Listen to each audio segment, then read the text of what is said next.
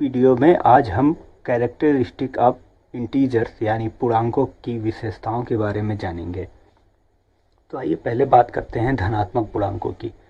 तो धनात्मक पूर्णांकों का सक्सेसर यानी अनुयायी संख्या उस संख्या में +1 जोड़ने से प्राप्त होगी। जैसे कि 4 एक धनात्मक पूर्णांक है, उसका सक्सेसर यानी अनुयायी संख्या ज्ञात करने के लिए हमें 4 में 1 ऐड करना पड़ेगा, तो हमारा आंसर आएगा 5। तो 4 की अनुयायी संख्या 5 है।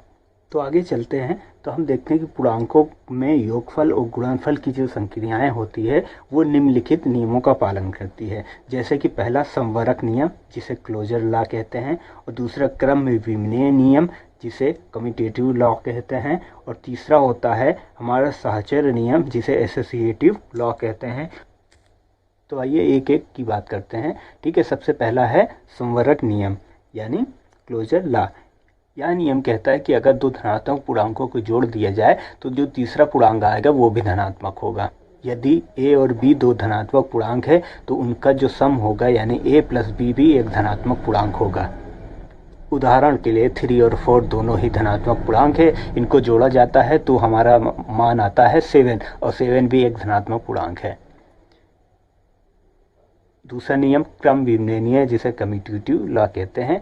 ठीक है, इसमें क्या कहता है कि इसमें यह कहता है कि अगर दो धनात्मक संख्याओं को जोड़ते वक्त उसका क्रम बदल दिया जाए तो उसके मान में कोई अंतर नहीं होगा, मतलब दोनों का मान बराबर आएगा। जैसे दो पूर्णांक हैं हमारे a और b है, ठीक है, तो मुझे a में b को जोड़ा जाए तो जो मान आएगा वही मान मैं b को a में जोड़ूं तो आएगा, मतलब a + b बराबर b + a। उदाहरण लेते हैं तो दो धनात्मक पूर्णांक ले लेते हैं। एक पूर्णांक है हमारा 5 और दूसरा 7।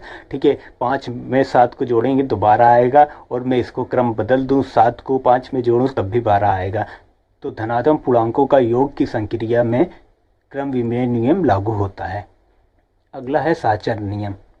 तो धनात्मक पूर्णांकों के सहचर नियम में यह कहता है कि यदि 2 से अधिक धनात्मक पूर्णांकों को जोड़ना हो तो हमें किसी दो धनात्मक पूर्णांकों को पहले जोड़ लें, फिर उसमें तीसरे पूर्णांक को जोड़ें तो जो मान आएगा वह किसी और दो संख्याओं को जोड़ा जाए, फिर उसमें तीसरी संख्या को जोड़ा जाए तो वह मान वही आएगा।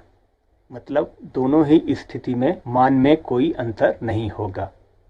जैसे 3 धनात्मक पूर्णांक में लेता हूँ आपको समझाने के लिए a, b और c। ठीक है, इन तीनों को जोड़ना है तो मैं क्या करता हूँ, पहले a और b को जोड़ देता हूँ तो a + b मतलब a + b ब्रैकेट में हो गया। फिर उसके बाद मुझे इसी में c को जोड़ देना है तो +c। ठीक है, जो मान आएगा वो बराबर होगा। मैं इस बार क्या करूँगा कि b और c को जोड़ूंगा तो b + c ब्रैकेट में ले लिया, और प्लस इसमें मैं a को जोड़ देता हूँ तो +a। ठीक है, तो ये दोनों जो मान होंगे ये बराबर होगा।